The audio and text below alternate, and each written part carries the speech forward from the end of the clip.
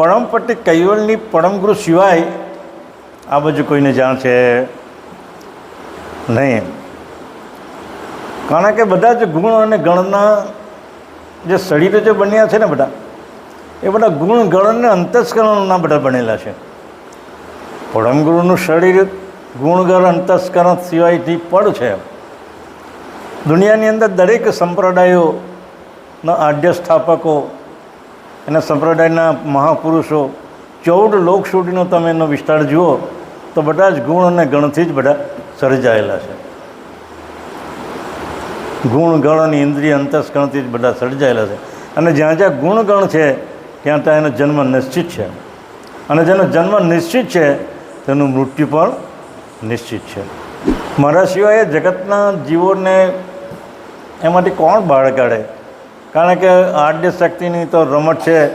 આ ઇન્દ્ર અંતસ્કરણ દ્વારા જે રચાયેલા જે ગુણગણ દ્વારા રચાયેલા જે શરીરો છે, એ શરીરોને નાચગાનમાં જ બહુ રસ છે. અત્યારે નવરાત્રિ આવે એટલે તમે જોજો ને, ગરબા હોય એને ગરબા કહેવાય સાહેબ.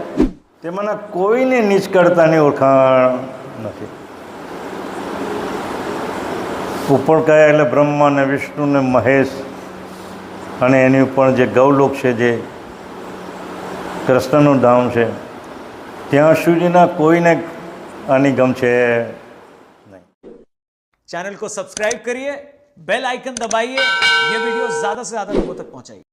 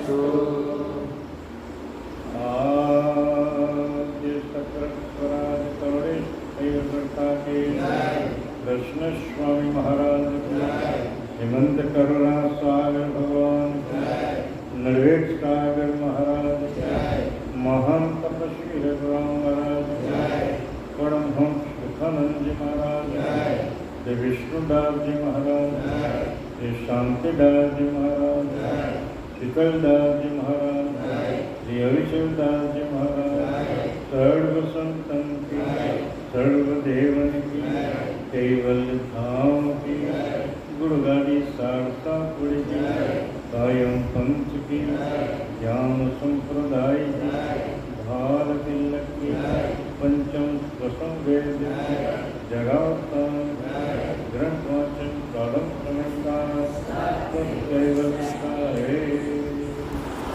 अंग सातमो अद्वैताद्वैत नरवेद चिंतामणि ग्रंथ अंग सातमो सकड़ता रहित पक्ष परिच्छेदन देखावन को अंग श्रीमंत करुणा सागर भगवान की जय। जो बालन के बाल खिलावना करत केल मन माने में पढ़ने નિજ માત અશક ધર રહી હેરાને जो बालिन के बाल खिलावना करत केल मन मानी तिनमें पण निज माट अशक धर जेहि विधि रही हेरानी। परम कृपाळु भगवान करुणा सागर ना स्वमुखे रचाયેલા અદ્વૈત નરવેદ ચિંતામણી ગ્રંથના 60મા અંગની અંદર આપણને સમજાવે છે જેમ બાળક અને બાલિકા ઘરમાં આપણા નાની બાળક અને બાલિકા હોય, બે રમતા હોય અને મનની ઈચ્છા પ્રમાણે મન માન્ય ખેલ રમત કરે. ઘરમાં ભાઈ બહેન હોય નાના નાના, એના મન પ્રમાણે એ ઈચ્છા પ્રમાણેનો ખેલ કરે. તે રમતને નિજ માતા નિહાળી જોતા તેમાં એ આસક્ત થાય છે. નાના બાળકો ભાઈ બહેન રમતા હોય અને બે ગમ્મત કરતા હોય, લડાતા, બે મસ્કરી થટ્ટા કરતા હોય, એમ તેમ તેની માતા એને ઘરમાં જોઈને કેમ ગાંડી બની જાય. તો મારા બાળકો કેમ આનંદ કરે, મસ્તી કરે છે, એની દીઘા દ્રષ્ટિ તો તેની પર જ હોય ને. એટલે જગતના સિદ્ધાંતની અંદર પરમગુરુ આપણને એ સમજાવે છે કે આપણા જે અંશ છે એ 10 ઇન્દ્રિયોથી એ ગાંડો બની ગયેલો છે. 10 ઇન્દ્રિય અને અંતસ્કરણને એની રમતની અંદર, એ રમતની અંદર એટલો મશ્ક બની ગયો છે. અને એનું મૂળ કારણ છે કે જે માતા છે, જે આદ્ય શક્તિ છે, એનું મૂળ કારણ આ જ એને રમત રમાડવાનું કામ છે. ઇન્દ્રિય અંતસ્કરણના ઉપભોગ દ્વારા અંશ એ એના સ્વરૂપને ભૂલી ગયો અને એ રમતની અંદર આશક બનીને પોતાના સ્વરૂપને ભૂલી જાય છે અને પરમગુરુને પણ ભૂલી જાય છે અને કૈવલ કર્તાને પણ ભૂલી જાય છે. પણ માતા એટલે જે આદ્ય શક્તિ રૂપ છે એનું મૂળ કારણ તો આ જ છે કે ભાઈ હું એને રમતા મારું જોઉં અને મને આનંદ મળે. પણ બાળકને તો નાના છે, એને કંઈ સમજણ નથી, એની કોઈ ઉંમર નથી, એને કોઈ સત્સંગ થયો નથી, એને કોઈ સમજાવનાર નથી, તો કોણ સમજાવે એને? એટલે દયાળુ કહે છે આવી રમત જોઈને જ્યારે પોતાના સ્વરૂપને ભૂલી જાય છે તો પરમગુરુ કહે છે કે મારા સિવાય કોણ ઉગાડે એને? મારા અંતર સ્વરૂપને સજાતી અંશ છે. એમ એ ભાવના બંધનમાં એવો પડેલો છે, એવો ગૂંચવાયેલો છે, એવો રસબસ થઈ ગયેલો છે. હંસતા લેવામાં શું વાત કરો બાપજી આપણને? ઇન્દ્રિયના સ્વાદને કારણે આપનું આપ ભૂલી ગયો, ક્યાંય ભાગી. એટલે ઇન્દ્રિય અંતસ્કરણના સ્વાદને કારણે આ ચૈતન્ય અંશ પોતાના સ્વરૂપને ભૂલી ગયો છે. એટલે પરમગુરુ કહે કે મારા સિવાય એને કોણ બહાર કાઢે? એમ એટલે આ અદ્વૈત જે છે, કરતા પડ જે કેવું છે, અદ્વૈત પડ છે, તેમાં કોઈ છે નહીં. પણ જ્યાં સુધી કરતા માલિકનું દ્વૈત સ્વરૂપ ધારણ ન કરે કરતા માલિકનું, એટલે આ અદ્વૈતાદ્વૈત એટલે અદ્વૈતાદ્વૈત એટલે કરતા માલિકનું એને વર્ણન કરે છે. પણ એનું જે દ્વૈત સ્વરૂપ જે પરમગુરુ છે, એની જે ઉપજણ છે, જે ઉપજણ દ્વારા એને એનું સ્વરૂપ બીજું ધારણ કરે છે, સાકાર સ્વરૂપ, એ જો ન ધારણ કરું તો જગતના કર્તાને કોણ ઓળખાવે? એમ એટલે એ રીતે પરમપટ્ટી કૈવલની પરમગુરુ સિવાય આ બાજુ કોઈને જાણ છે નહીં. કારણ કે બધા જ ગુણ અને ગણના જે શરીરો જે બન્યા છે ને બધા, એ બધા ગુણ ગણ અને અંતસ્કરણના બધા બનેલા છે. પરમગુરુનું શરીર ગુણગણ અંતસ્કરણ સિવાયથી પડ છે. દુનિયાની અંદર દરેક સંપ્રદાયોના આદ્ય સ્થાપકો, એના સંપ્રદાયના મહાપુરુષો, 14 લોક સુધીનો તમે એનો વિસ્તાર જુઓ તો બધા જ ગુણ અને ગણથી જ બધા સર્જાયેલા છે. ગુણ ગણ અને ઇન્દ્રિય અંતસ્કરણથી જ બધા સર્જાયેલા છે. અને જ્યાં જ્યાં ગુણગણ છે ત્યાં ત્યાં એનો જન્મ નિશ્ચિત છે. અને જેનો જન્મ નિશ્ચિત છે તેનું મૃત્યુ પણ નિશ્ચિત છે.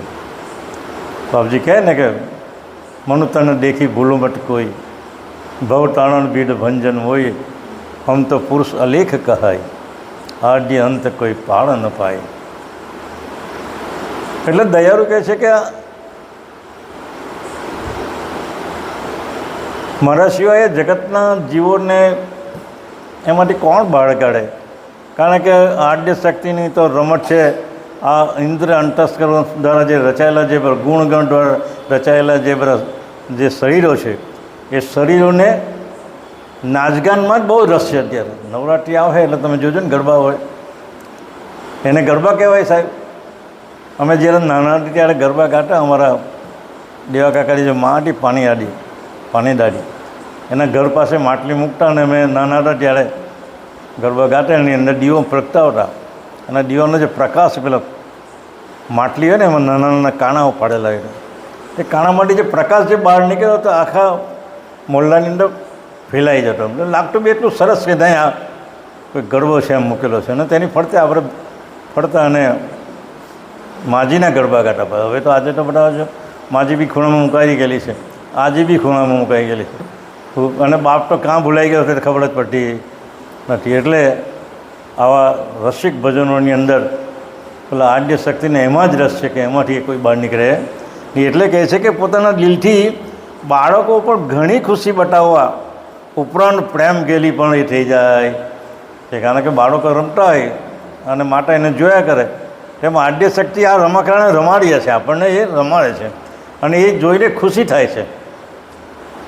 અમારી ક્યારે છટકે કે એની કોઈ પડેલી છે, બસ એને આનંદ મળે છે કે આ ગુણગણની પ્રકૃતિવાળા જે બધા જે રમકડા છે એ રમકડાને રમાડવાનો એનો ધંધો છે. દયાળુ કહે છે કે જો આ રમકડા ક્યારે બંધાય કે જ્યાં સુધી હું ન આવું, મારા કૈવલનો ઉપદેશ હું ન આવું, પોતાના અંતસ્કરણમાંથી જે ઉત્પન્ન થયેલો ચૈતન્ય અંશને મેં સજાતી અંશ છે મારો, એને એની અને કૈવલ જ્ઞાનમાં જાગૃત ના કરું તો એ કોણ સમજશે એમ કે જાણે. એટલે દયાળુ આ અદ્વૈત નડવે ચિંતામણી ગ્રંથનું નામ પણ એટલે જ આપેલા છે. મેં દ્વૈત સ્વરૂપ ન ધારણ કરું તો કરતા માલિકને કોણ ઓળખાવે એમ. એટલે આગળ કહે છે એહી દ્રષ્ટાંત સિદ્ધાંત કામ મેં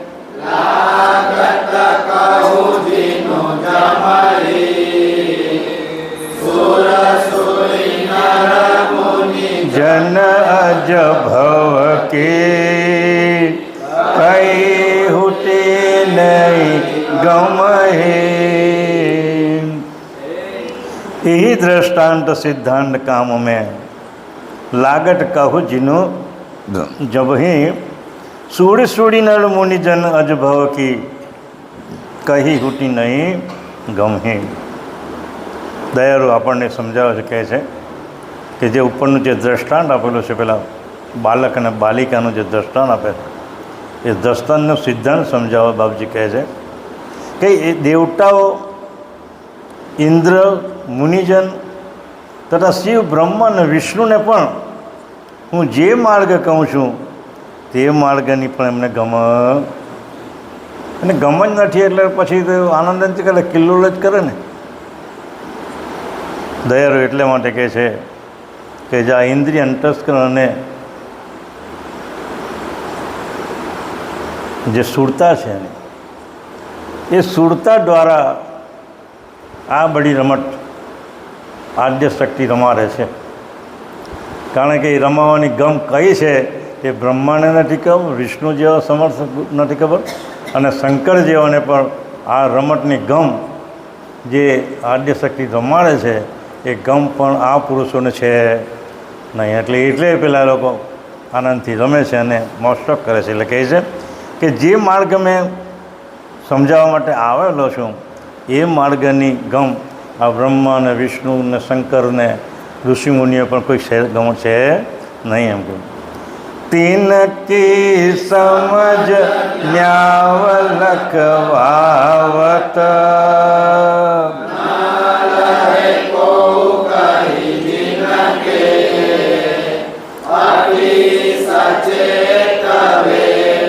હિત કે પત ભવ ભિન કે. तिनकी समझ न्याव लखाव आवट, न लह कहो कहीं जिनकी, अति सचेत वेत विट के पट, लही सोय भव ભિન્ન. કે દયાળુ કહે છે કે મેં ઉપર કયા તેમાંના કોઈને નીચ કરતાની ઓળખાણ નથી. ઉપર કયા એટલે બ્રહ્મા ને વિષ્ણુ ને મહેશ અને એની ઉપર જે ગૌલોક છે, જે કૃષ્ણનું ધામ છે, ત્યાં સુધીના કોઈને આની ગમ છે નહીં.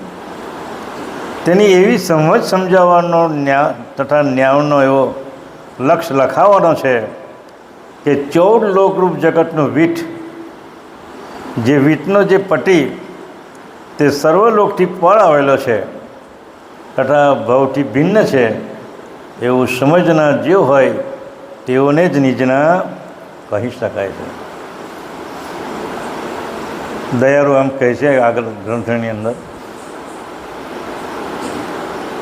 કે જે લોકો પણ સમજણ છે જેનામાં, કરતા માલિકે દરેકને સમજણ તો બધી સરખી જ આપેલી છે, પણ સમજણનો ઉપયોગ જેમ વધારે કરે તેમ તેમ એમાં ગતિ મળે.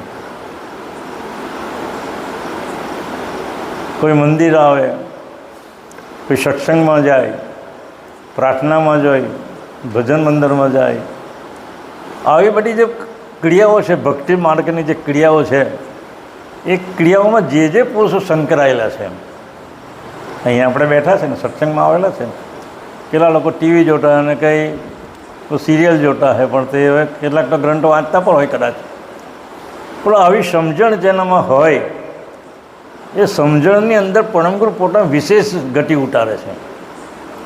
આપણામાં સમજણ તો બધામાં સરખી જાય, પણ જ્યારે આ પ્રકારની આપણે ઈચ્છા વ્યક્ત કરીએ તો પરમગુરુ એની સમજણ સજાણ જાણ રૂપે પરમગુરુની જે જાણ છે એ આપણા અલ્પજ્ઞ હંગની અંદર વિશેષ ગતિ કરે છે. આપણું જે અલ્પજ્ઞ હંગ છે, જે જાણ સ્વરૂપ છે, એ જાણ સ્વરૂપની સાથે પરમગુરુનું મહદ સજાણ જાણું વૃત્તિ વિશેષ પડવાથી આપણને આ પ્રકારના કર્મ કરવાની વિશેષ આપણને ગતિ મળે છે, આનંદ મળે છે, ઉત્કર્ષ થાય છે. આપણે તો ચાલ આજે તો ગ્રંથ વાંચન છે, આજે ભજન મંદિરમાં છે, આજે સત્સંગ છે, આજે ગુરુ પૂર્ણિમા છે, પૂનમ છે, ધૂનમાં જવું, આવી જેનામાંથી ઉત્કર્ષ પ્રાપ્ત થાય તો સમજ જ લેવાનું કે પરમગુરુ આપણાની અંદર ગતિ વધારે બક્ષિસ કરી લેલા છે, તો જ આવી આપણી સમજણ આવે ને. નહીં તો સમજણ ક્યાંથી આવે? આપણે જો આવી સમજણ આવે તો જ આપણે પછી અહીંયા આવવાની આપણામાં પ્રેરણા જાગે, આપણામાં ઉત્કર્ષ જાગે, આપણામાં ભાવ જાગે, આપણામાં આરટ જાગે. આવું આરટ ક્યારે જાગે કે જ્યારે આપણા અંતરની અંદર આવો ભાવ જાગૃત થાય, અને એ ભાવ જાગૃત થાય ત્યારે પરમગુરુ પર એની જાણ વધારે પડતી આપણને બક્ષિસ કરતા હોય છે. એટલે દયાળુ કહે છે કે આવું લખાવાનું મેં ઘણા લોકોને સમજાયું, પણ જેનામાં ગતિ જ ન હોય, જેનામાં જાણ જ નહીં હોય, જેનામાં પરમગુરુ પ્રત્યેની કોઈ નિષ્ઠા ન હોય, પરમગુરુ પ્રત્યેની કોઈ ભાવના ન જ હોય, તો એમાં ગતિ કેવી રીતે આવે? એટલે હું આવા લોકોને ઘણા વાર પ્રશંસા સમજાવવા માટે પ્રયત્ન કરું, પણ એ લોકો સમજી શકતા. 14 લોકરૂપ જગતનું જે વીટ, એટલે વીટ કોણ? 14 લોકનું વીટ એટલે પરમગુરુ પોતે જ મઢ સજાણ જાણું છે. તે વીટનો જે પટી તે સર્વલોકથી પર આવેલો છે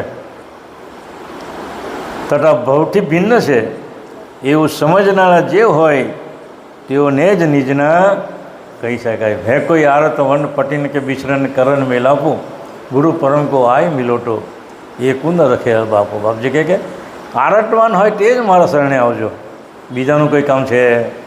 અને જે લોકો આરંટવંડ છે તેને જ મેં નીચ પરમપદની પટીનું ભાન કરાવી, તેને મેં જાગૃત કરીશ. એના અંતર સ્વરૂપમાં મારું જે સામર્થ્ય છે, વીટ છે, એ મેં એનું આરોપણ કરીને એને સજાગ કરીશ, એને જાગૃત કરીશ, એનામાં ઉત્કંઠા કે એનામાં ભાવના જાગૃત કરી. આવું જ્યારે કરીશ અને એ જ્યારે જાગૃત થશે એ જ મારો નિજ અંશ છે, એવું બાપજી અહીંયા કહે છે. નહીં તો બીજા બધા અંશો ખરા, તો એ નિજના અંશો કરી નિજ સદગુરુ સંગે કઢી મેલાવવું. સદગુરુનું સ્વરૂપ તો ઘણા બધા લોકો બધા કહે છે. આજે હવારના પણ મેં એક વિડીયો જોયો, એમાં એટલે સદ્ધ પક્ષનું સમજાવતો એને આગળ સદગુરુ નિરંજન દાસ બાપુ કરીને લખેલું હતું. બોલો, એટલે સદગુરુ તો ઘણા બધા છે, પણ નિજ સદગુરુ બાપજી વાડિકા કહે છે. નિજ એટલે પોતાના સ્વરૂપને ઓળખાવે એ જ સદગુરુ કહેવાય, એ જ પરમગુરુ કહેવાય, એ જ સર્જનહાર છે.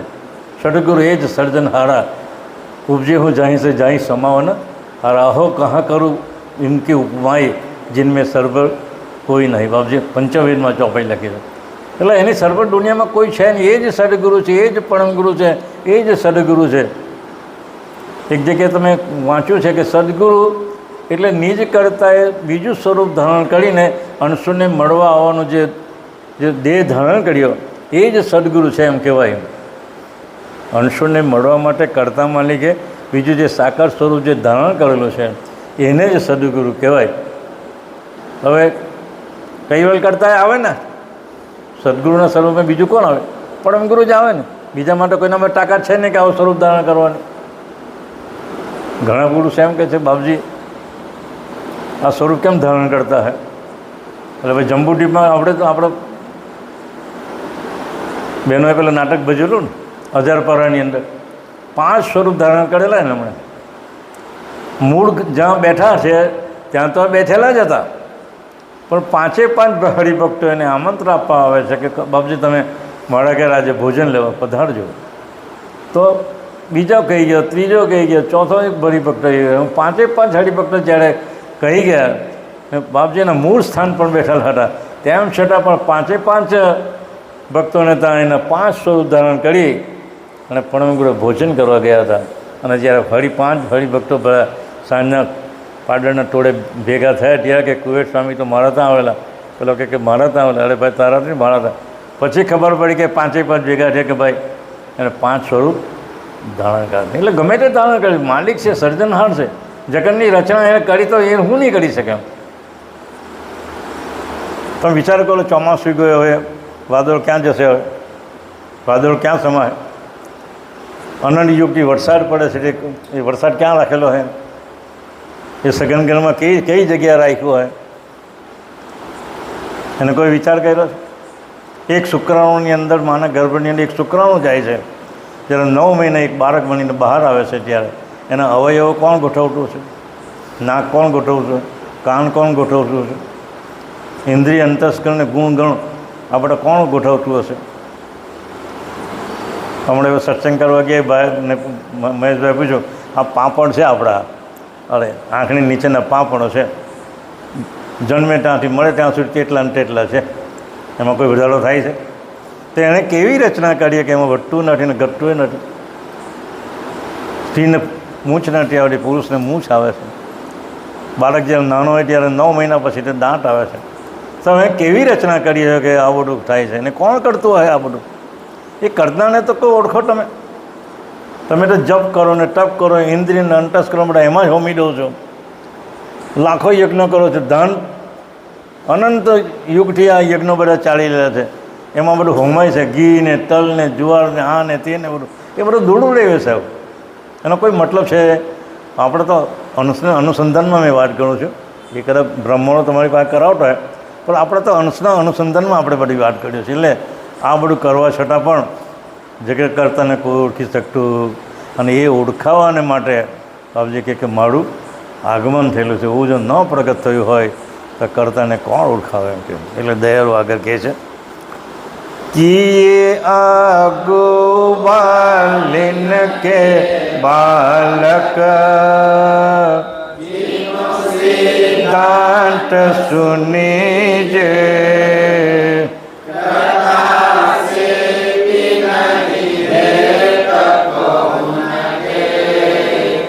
પરહિ સુજ ચિત્ત દીજે. किए आगु बालिन के बालक जिनु सिद्धांत सुनीजे कृता शेटी नहीं हेत कुहन के पर ही सूज चित जीजे. દયાળુ કહે છે કે અદ્યાપી સુધી કર્તાની સાથે કોઈનું હેત, કારણ કે કર્તાનું હેત કેમ નથી કે કર્તાને ઓળખાવે તો એની હેત જાગે ને. માનનું હેત જ્યારે બાળક પર ક્યારે હોય કે બાળકને સમજાવે કે આ તારી માતા છે ને માતાને ખબર પડે કે આ મારું બાળક છે. એકબીજાને અરસપરસ જાણતા હોય તો જ એકબીજા ઉપર પ્રેમ થાય, નહીં તો થાય નહીં. એટલે કે અદ્યાપી સુધી કર્તાની સાથે કોઈનું હેત, કારણ કે કર્તાને કોઈ ઓળખાવ્યા જ નથી તો કોને હેત હોય. એટલે કહે છે કારણ કે જ્યાં જેને સૂઝ પડી ત્યાં તેઓ ચિત્તને રોકી રહેલા. આપણું જે ચિત્ત જે અંતસ્કરણ છે, મન બુદ્ધ અહંકાર અને ચિત્ત અંતસ્કરણ છે, જે ચિત્ત અંતસ્કરણ જ્યાં ચોંટી ત્યાં ચોંટી જાય છે. ચિત્ત અંતસ્કરણનો સ્વભાવ એવો છે, પેલો ગુંડર જેવો છે, ચિગ્ગમ જેવો છે. જ્યાં તમે એને લગાડો ત્યાં એ ચોંટી જાય છે. બાપજી હંસતા લેવાની અંદર એનું એક દ્રષ્ટાંત પણ આપે છે કે રાત્રે કોઈ યાત્રી જાય છે એમ અને એક ઝાડની પર સફેદ કપડું હલ્યા કરે, પેલાના મગજની અંદર છે કે આ ભૂત જ છે એમ કદાચ, અને ખરેખર એને ભૂત જ દેખાય એમ. કારણ કે એ જેના જે ચિત્ત અંતસ્કરણની અંદર જેનું ચિત્રણ કરે છે તે ચિત્ત ત્યાં ખરું થાય એમ, એનું ચિત્ર ત્યાં ખરું થાય છે. હકીકતમાં તે હોય નહીં, પણ જેનું અંતસ્કરણ ચિત્ત અંતસ્કરણ જે ચિત્રણ કરે એ ચિત્રણ દ્વારા એ સ્વરૂપ ત્યાં ખરું થાય છે અને આપણે એને ભૂત માની લઈએ છીએ. કેટલાને તો એવું લાગે છે કે મેં પ્રાર્થના કરું, ગુણગાન ગાઉં અને મને ભગવાન એમ કે ચતુર્ભુજે મને દર્શન આપ્યા. એ ખરેખર ચતુર્ભુજના દર્શન હોતા જ નથી સાહેબ. એ ચિત્તની અંદર તમે જેનું ચિત્રણ કરો, ચિત્રણનું તાનું સ્વરૂપ એનું ત્યાં ઊભું રહે એટલે તમને એમ લાગે કે મને ચતુર્ભુજ ભગવાને દર્શન કર્યા. પણ ચિત્ત અંતસ્કરણ એવું છે. એટલે એ પ્રમાણે જ્યાં જે ચિત્તનું આલોચન કરું તે ચિત્ત ત્યાં ચોંટી જાય. તમે એક પથ્થર હોય ને એટલે આપણે મેં વચવા ક્યાં ગયા હતા, આપણે દરિયા કિનારે ક્યાં ગયા હતા,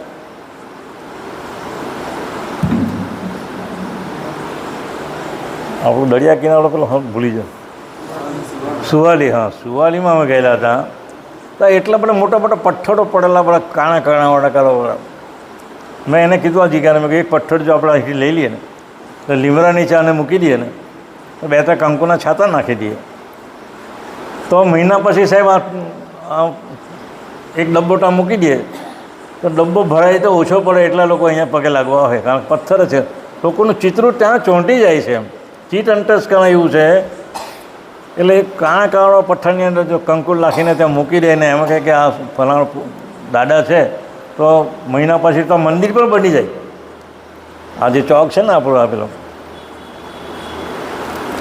અહીંયા આવેલું એક્સપેરિમેન્ટલ સ્કૂલની આગળ ત્યાં મંદિર બન્યું રામચોક. એ રામચોકમાં સાહેબ એક પથ્થર જ હતો પહેલાં તો અમે જતા ને નાના ત્યારે, આજે 10-12 વર્ષ પહેલાંની વાત કરું. આજે ત્યાં ભવ્ય મંદિર બની ગયું, લોકો અંદર શ્રદ્ધાથી જાય છે અને લોકોને એકાદને એવી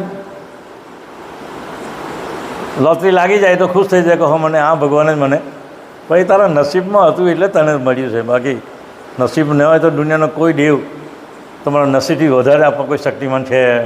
એટલે દયાળુ કહે છે વળી જ્યાં જેને જૂડ પડી, સૂઝ પડી ત્યાં તેઓ ચિત્તને રોકી રહેલા છે.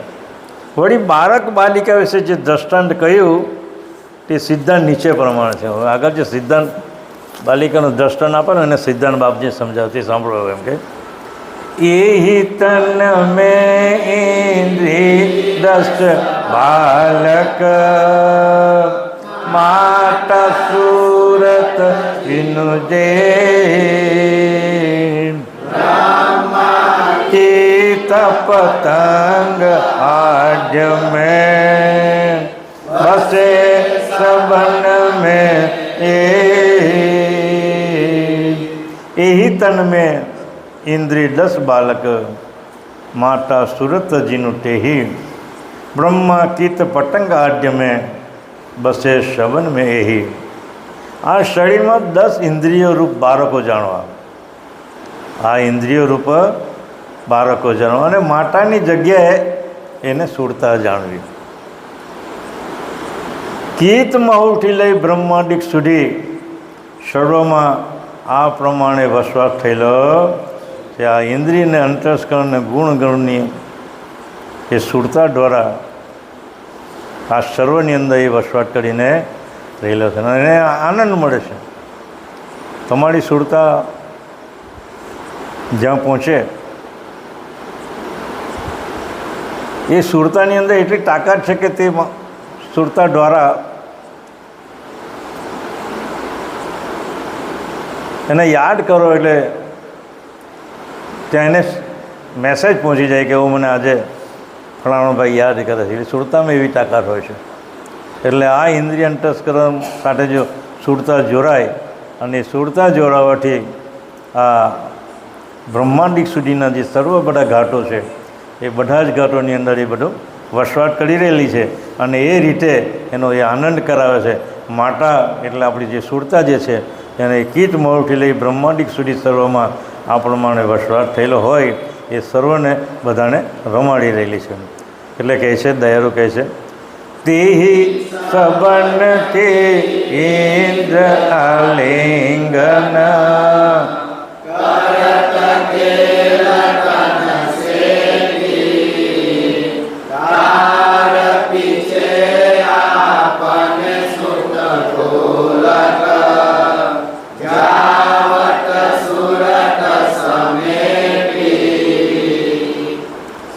तेहि सबन की इंद्रिय आलिंगन करट केल तन सेठी तार पीछे आपने छुटकू लग जावट सूरत समेटी.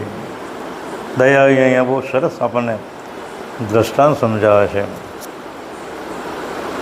કે આ બ્રહ્માંડિક સુધીના જેટલા બધા દેવતાઓ છે, આદ્ય શક્તિ સુધીના જેટલા બધા દેવતાઓ છે એ દેવતાઓને જ આ આદ્ય શક્તિ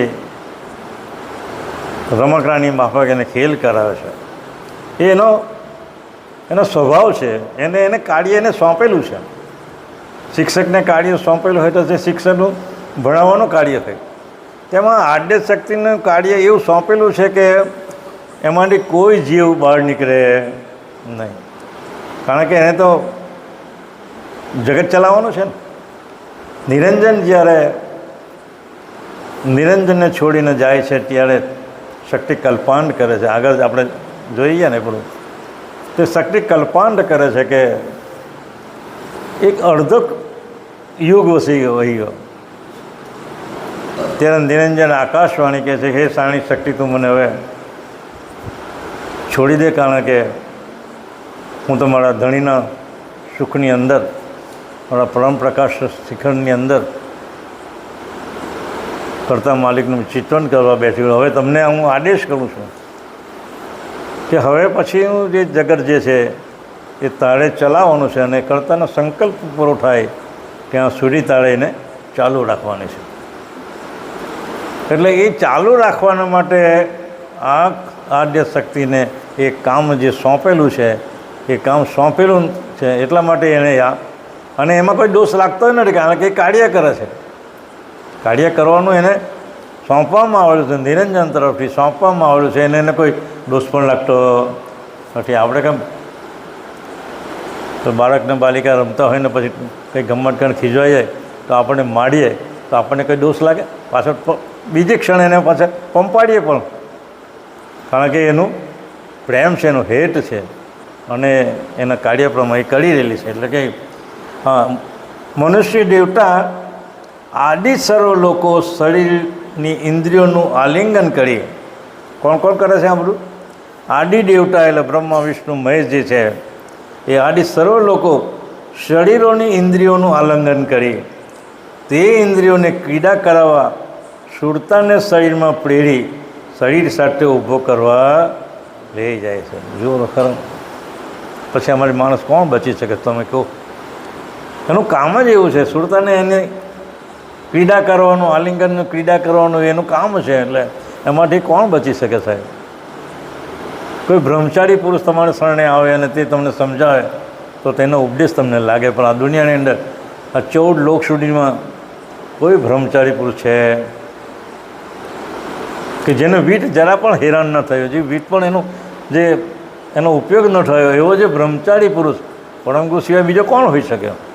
કારણ કે નિરંજન સુધી બધા વ્યભિચારી છે. એને પણ શક્તિ સાથે સંયોગ કરેલો અને બ્રહ્મા વિષ્ણુને મેં જે ઉત્પન્ન થયેલા એનું વીત થડાઈ ગયું હતું. એટલે એવા પુરુષના શરણે જવું કે જેના થકી આપણને આપણા સ્વરૂપની ઓળખાણ થાય અને એ ક્રીડામાંથી આપણે મુક્ત બની શકીએ. એટલે કહે છે કે સુરતાને શરીરમાં પ્રેરી શરીર સાથે ઉપયોગ કરવા લઈ જાય છે. આ એનું મુખ્ય કાર્ય છે. આગળ કહે છે 10 इंद्रिय और सुरत सहित हित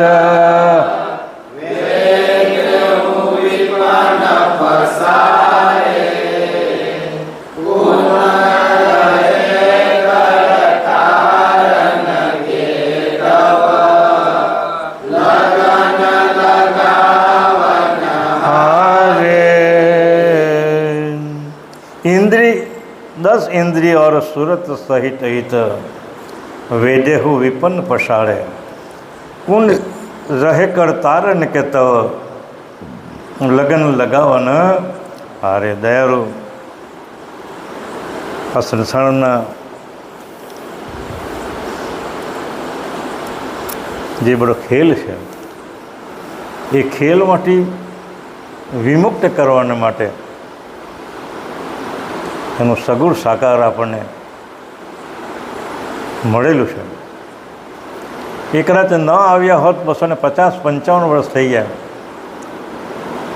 કદાચ ન આવ્યા હોત તો આપણને ખબર પણ નહીં પડતી કે આ બ્રહ્મા અને વિષ્ણુ મહેશ કોણ છે, નિરંજન કોણ છે, આદ્ય શક્તિ કોણ છે, પરમ ગુરુનું સ્વરૂપ કેવું છે, પરમ ગુરુ ક્યાંથી આવ્યા, શું સંદેશો લઈને આવ્યા. એક સંપ્રદાયની મેં વાત કરું જેના અત્યારે 80 વર્ષથી આ સંપ્રદાય સ્થપાયાને, એને સાહેબ આખા દુનિયાની અંદર 141 કેન્દ્ર છે. 141 દેશોની અંદરમાં કેન્દ્ર છે. 80 વર્ષથી એની સ્થાપના થયેલી છે. આપણે 253 થયા તો હજુ અમેરિકામાં માંડ પહોંચ્યા છે આપણે. એટલે કેટલું વિચાર કરો કે આપણી દુકાનો ખોલવામાં આવેલી છે. દુકાનની અંદર આકર્ષણ હોય. તમે આપણે ત્રીજીમાં સેલ ખોલેલો છે, મારી છોકરી ગયેલી હતી, મને કે દાદા જોવા જેવું છે એમ કે ત્રીજીબીમાં કે સેલ ખોલેલો છે ત્યારે. એટલે આપણે સેલો ખોલેલા છે સાહેબ, એમાં આપણે જુદી જુદી આકર્ષણ હોય, પણ એ ઇન્દ્રિય અંતસ્કરણને રમાડવાના જ બધા આકર્ષણ કેન્દ્રો હોય. પડમપીટીને મેળવવાના કોઈ આકર્ષણ કેન્દ્ર હોતા નથી. એટલે કે છે આ બાજુના શરીરોમાં આવેલી 10 ઇન્દ્રિયોને સુરતા એ બંને મળી શરીરને વીંધીને પોતાની સત્તાનો જમાવ કરી લીધેલો છે. ઇન્દ્રિય અંતસ્કરણને કાબૂમાં રાખીને એની સાથે સુરતાને જોડીને, સુરતાનું કામ એવું છે કે કોઈ સ્વરૂપમાં સ્ત્રી જતી હોય તો સુરતા ત્યાં દોડી જાય, તરત જ દોડી જાય અને ઇન્દ્રિય અંતસ્કરણ પર એનો જમાવ કરી દે. એટલે તમારી કામિકતા ઉચ્છ થાય અને ન કરવાનું કામ પણ તમે ત્યાં કરી બેસો. એટલે સુરતામાં એવો પાવર છે. દયારો એમ કહે છે કે આ બાજુના શરીરમાં આવેલી 10 ઇન્દ્રિયો અને સુરતા એ બંને મળી શરીરોને વીંધીને પોતાની સત્તાનો જમાવ કરી દીધો છે. એનું પરિણામ શું આવ્યું કે એ કારણને લીધે નિજ કરતા કૈવલ્યની સાથે જે લગ્ન લગાવી શકનાર બીજો કોણ રહે? કારણ કે એમાં જ રચ્યા પચ્યા રહે છે. ઇન્દ્રિય અંતસ્કરણ તો એમાં જ જોડાયેલા છે. જે ઇન્દ્રિયના અંતસ્કરણ એ સુરતા દ્વારા પડમપટીને મેળવવા માટે કરવાનું હોય, જે ઇન્દ્રિય અંતસ્કરણને સુરતા પડમગુણને મેળવવા માટેની કરવાની હોય તે કાર્ય આપણે ઇન્દ્રિય અંતસ્કરણ દ્વારા આ સુરતા દ્વારા આ ક્રીડા કરવામાં આપણે ભોગવી રહ્યા છીએ. એટલે એમાંથી બહાર કોણ કાઢે એમ કે વળી જે સુરતા વડે નીચ પટમાં લગ્ન લગાવવાની હતી. શું કહે છે અહીંયા કે જે સુરતા વડે નિજ પદમાં લગ્ન લગાવવાની હતી તે સુરતા ઇન્દ્રિયોના વિષય રૂપમાં આસક્ત થઈ, એથી જ નિજ પદને કોઈ ઓળખી શક્યું. જે વસ્તુ જ્યાં લગાવવાની છે, આપણે મંદિરે આવવાને દર્શન કરવા, બીજે ભુવનતા જતા તો આપણું કંઈ કામ થાય ખરું? આપણું કર્તવ્ય દરરોજ મંદિર આવવાનું, પછી ભૂલીને જ્યારે બાજુમાં ભુવાનું હોય ત્યાં પહોંચી જઈએ તો તેનો મતલબ સરે ખરો? એટલે જે કાર્ય કરવાનું હોય તે જ કાર્ય જો આપણે કરવાનું હોય તો એનું કાર્ય સફળતા થાય. તમે બીજું કામ કરો તો એની સફળતા થતી. બાપજી તો શું કહે છે, એક અદ્વૈતાદયનું આગળમાં છે શક્તિ જ્યોત નિરંજન. બાપજી એક ચોપાઈ લખી છે શક્તિ જ્યોત નિરંજન રજતમ સાત્વિક દેવ જગજીનું ઉપાસક એ સબ ઓળલી સેવા. કે શક્તિ જ્યોત અને નિરંજન, શક્તિ એટલે આદ્ય શક્તિ, જેની અત્યારે વાત કરેલા છે એ આદ્ય શક્તિ. જ્યોત એટલે નિરંજન પુરુષ, જ્યોતિરૂપ. શક્તિ જ્યોત નિરંજન રજતમ સાત્વિક દેવ, એટલે રજતમ સાત્વિક દેવ એટલે રજુગુણ, તમોગુણ ને સતોગુણ એટલે બ્રહ્મા વિષ્ણુ ને મહેશ સાત્વિક દેવ. એ સબ રજોગુણ સાત્વિક દેવ જગજીનું ઉપાસક. જગતના લોકો જેની આની ઉપાસના કરે છે, કોઈ બ્રહ્મા નહીં કરે, કોઈ વિષ્ણુ નહીં કરે, શંકર નહીં કરે, કોઈ શક્તિ નહીં કરે, જ્યોત નહીં કરે, કોઈ નિરંજન નહીં કરે, એ સબ સેવા જે છે એ બધું આ બાજુની, એ સબ ઓળલી સેવા. એટલે આ બાજુની સેવા છે, પ્રકૃતિની સેવા છે. એમાંથી તમારા સ્વરૂપની, ચૈતન્ય સ્વરૂપની એમાંથી તમને નિર્ણય થતો નથી. તમારે એમાં શું કહીએ ને, તમારો સિદ્ધાંત એમાં તમે પકડી શકવાના નથી. એટલે આ બાજુની સેવા તમને માયામાંથી બહાર તમને કરવાના નથી. એટલે કહે છે કે જે સુરતા વડે નીચ પદમાં લગ્ન લગાવવાની હતી તે સુરતા ઇન્દ્રિયોના વિષયરૂપમાં આસક્ત થઈ, એથી જ નીચ પદને કોઈ ઓળખી શકેલું. કારણ કે ઉપાસના જ આ બાજુની કરે છે આપણે. और जितने ईश्वर अवन पर तन धड़, बाबू શું કર્યું? और ईश्वर अवतार धरण अवन पर निज गम से निज पद रही કરી ગયે ઓળલી વિહાર. બાકીના બીજા જે ઈશ્વરના જે અવતારો થયા છે એ બધા જ અવતારો આ બાજુનું વર્ણન કરી ગયા. કોઈ નિજ ગમની વાત કરી નથી, કોઈ પોતાના સ્વરૂપની વાત કરી. નિજ ગમ છે નિજ પદ રહી કરી ગયે ઓળલે વહેલ. આ બાજુનો જ બધો વ્યવહાર કરીને ચાલ્યા ગયા છે. એટલે કહે છે કે નીચ પટીને કોઈ ઓળખી શકેલું નથી. પછી આગળ શું કહે છે? યા વિદ કે હિત કર એ નિજ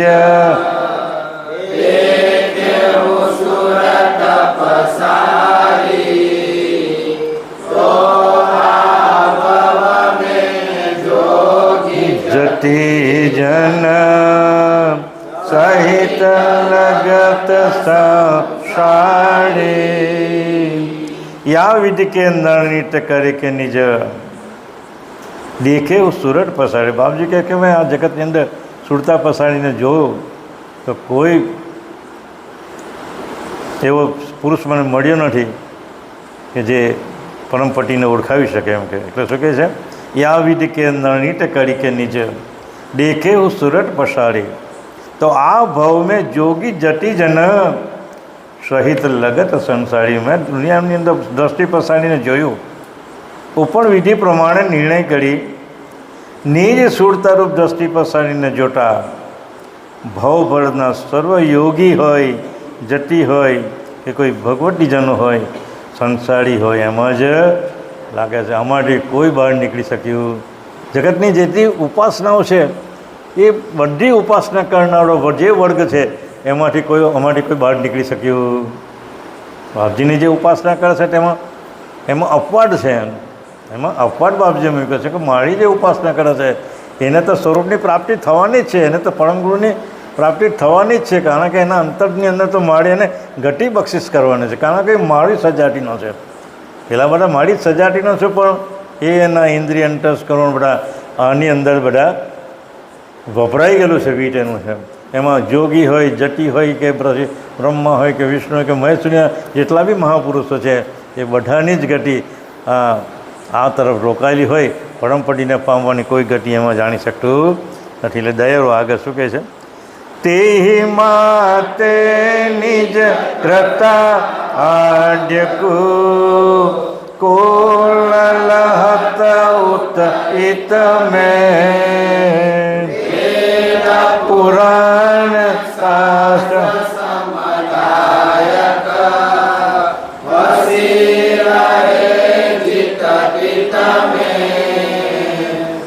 તેહી માટે નિજ કરતા આડ્યકુ કુણ લહત ઉઠિત મેં વેદ પુરાણ શાસ્ત્ર સમદાયક પશે રહી જીત તિત મેં. દયાળુ કહે છે કે સંસારી જનોથી રચાયેલા વેદ, શાસ્ત્રો, પુરાણો જ્યાં જેવા તેવા સિદ્ધાંતોમાં જગત ફસાઈને રહેલું હોવાને લીધે આ બાજુ અને તે બાજુ પૈકી કોઈ આડી નીચ કરતાં કૈવલ્યને ઓળખી શકેલા.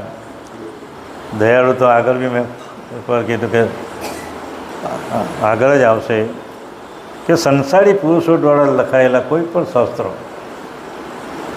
પછી એ બ્રહ્માથી લખાયેલો કે વિષ્ણુથી લખાયેલો કે શંકરથી લખાયેલો ગમે તે રામાયણ કે મહાભારત કે ગીતા હોય ગમે તે પુસ્તકો એ સંસારી પુરુષોથી લખાયેલા પુસ્તકો છે. અને દયાળુ તો એમ કહે છે કે સંસારી પુરુષોથી લખાયેલા કોઈ પણ ગ્રંથો કૈવલ કરતાનું કે પરમપટીનું વર્ણન કરવા શક્તિમાન હતી, અને તને પરમપટ પણ આપવા માટે પણ શક્તિમાન હતી, કારણ કે એ બધા સંસારી પુરુષોથી જ લખાયેલા ધર્મગ્રંથો છે. ત્યારે પરમગુરુએ જે લખેલા છે એ ધર્મગ્રંથો પોતાના સ્વમુખે લખાયેલા છે, પોતાની અંતરસૂઝથી લખાયેલા છે, પોતાની સ્વમુખે લખાયેલા છે. અને એ ચૈતન્ય સ્વરૂપ દ્વારા આ લખાયેલા ધર્મગ્રંથો આપણે વાંચીએ, આપણે એનું મનન કરીએ, એનો અભ્યાસ કરીએ, આપણા મુખ દ્વારા એ ઉચ્ચાર કરીએ, કેટલા બધા ભાગ્યશાળી સાહેબ આપણે. એને કોઈ તુલના નહીં કરી શકે. હું તો એમ કહું છું એને કોઈ તુલના નહીં કરી શકે. 14 લોકમાં જે સૌરોપરી શ્રેષ્ઠ ગામ જો હોય તો હું તો ઉમરાને વખાણ કરું.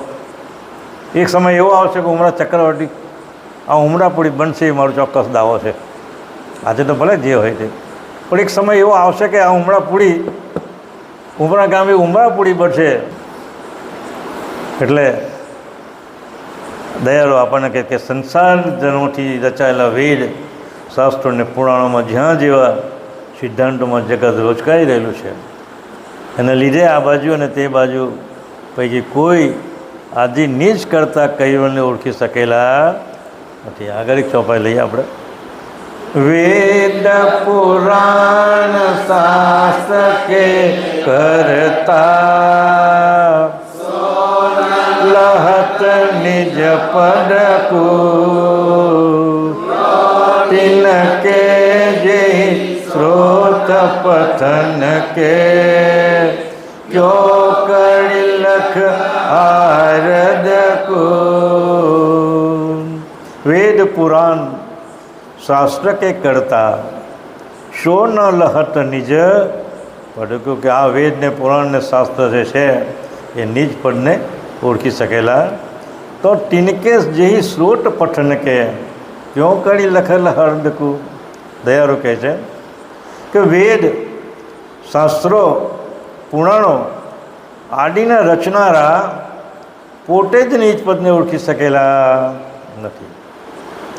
તો પછી તો તે વેદ શાસ્ત્રોનો અભ્યાસ કરનારા તથા સાંભળનારા પોતાના નિજ હરદને લક્ષ્ય કેવી રીતે રાખી શકે?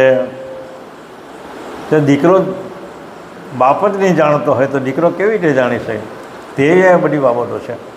બ્રહ્માજી દ્વારા લખાયેલા જે વેદો છે, અને વેદમાંથી જે 6 શાસ્ત્રને સાંખ્યને વ્યાકરણને 18 પુરાણોને આ બધું વેદોમાંથી જ નીકળેલું છે. પણ વેદ જ જેને નથી જાણતા તો શાસ્ત્રોને પુરાણો કેમ જાણી શકે? બાપ જ નથી જાણતો તો દીકરો કેવી રીતે જાણી શકે? દયાળુ એ આપણને સમજાવે છે કે જ્યારે વેદ શાસ્ત્રોને પુરાણો આદિના રચના પોતે જ નિજ પદને ઓળખી શકેલા, પોતાના સ્વરૂપને ઓળખી શકેલા નથી, તો પછી વેદ શાસ્ત્રોનો જે અભ્યાસ કરી રહેલા છે તથા જે સાંભળે છે પોતાના નિજ હરદનો લક્ષ્ય કેવી રીતે રાખી શકે, કેવી રીતે ઓળખાવી શકે? મતલબ કે પરમગુરુ છે કોઈ ઓળખાવી શકે અહીં. દયાળુ એટલે આપણને આ ગ્રંથ દ્વારા અદ્વૈતાદ્વૈત નળવેદ ચિંતામણી એટલે નળવેદની જે વાત કરે એ નળવેદ ક્યારે પ્રાપ્ત થાય? કે દળે તમે ચિંતામણી જે છે પરમગુરુ જે આપેલી છે તે જે લક્ષ્ય આપણને આપેલું જે ચિંતામણી છે, પારસથી તો આપણે લોકોને શોધવાવું પડે, એને સફાઈ કરવી પડે, એને પછી અડાડવું પડે, એને સોનું બને ને સોનું પછી વેચવા જવું પડે, ને પછી કદાચ વેચવા જાય તો હવે તો પકડાઈ જાય તો કાંથી લાવ્યો છે તો જેલમાં ધકેલ એવી પરિસ્થિતિ બી ઊભી થાય ને. પણ ચિંતામણી એક જાતનું એવું મણી આવે છે. દયાળુ લખે છે કે તમે હાથમાં રાખો અને જેનું ચિંતન કરો તો તે વસ્તુ તરત જ એ પ્રાપ્ત થાય. તો આ પરમગુરુનું જે લક્ષ્ય છે, કયું લક્ષ્ય છે, 18 ગ્રંથોમાં જે એનો મુદ્દો એને સમાવેલો છે, ચૈતન્ય મુદ્દો. બાપજી કહે ને કે મેરો તને ચૈતન્ય ચિદરૂપ, મારું તો સાડી કેવું છે ચૈતન્ય ચીર સ્વરૂપ છે. એ લક્ષ્ય મેં તમને કહ્યો અનુપાર. અબ તે લક્ષ્ય રખો ચિત્ત પ્રોહી. એ જ લક્ષ્ય જે ચિત્વન કરવાનું જે લક્ષ્ય મેં તમને આપેલો છે, એનું જો ચિત્વન કરશો તો પરમપટીને પરમગુરુ કે કૈવલ્યપદને પ્રાપ્ત કરવા વાર લાગશે નહીં, કારણ કે મુદ્દા આપણા હાથમાં મૂકેલો છે. પણ ખાલી આપણે ચિત્વન કરવાનું છે. મુઠ્ઠીમાં રાખી મૂકવાથી કંઈ થતું નથી સાહેબ. પણ જ્યાં સુધી એને ચિત્વન ન કરીએ ત્યાં સુધી એ વસ્તુ આપણને પ્રાપ્ત થતી. એટલે ચિત્વન કરવાના માટે આપણે બધા ભેગા થઈએ છીએ, દરરોજ ભેગા થઈએ છીએ, દરરોજ એનું અધ્યયન કરીએ છીએ. અને એક દિવસ પરમગુરુ આપણી પણ ગતિ બક્ષિસ કરશે અને કૈવલ્યધામમાં જરૂર લઈ જશે એવી મારી પરમગુરુને પ્રાર્થના છે. અને મારી સમજણ પણ એ છે કે આપણે જરૂર આમાંથી એક દિવસ તો મુક્તિ મેળવી શકું. શ્રીમદ કરુણા સાગર ભગવાન કી જય.